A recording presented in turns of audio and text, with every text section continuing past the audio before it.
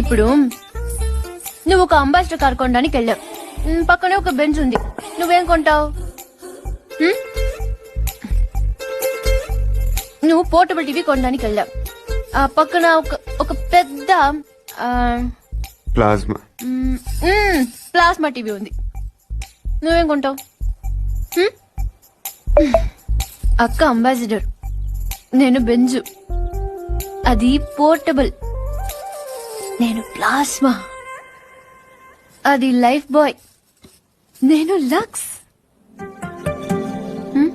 అందుకే నా అందం దానికి ప్రాబ్లం కాకూడదని ఇలా వచ్చాను. దేవుడు దయ వల్ల దానికి పెళ్ళైపోతే అక్కడ గంటకు టొక్క బంటలో హృతిక్ రోషన్, అభిషేక్ బచ్చనో దొరకపోలే. చూసావా, నువ్వు కూడా చూపు తిప్పుకోలేకపోతున్నావు. అయ్యో దేవుడా, ఎందుకయ్యా ఇంత అందం ఇచ్చావు నాకు?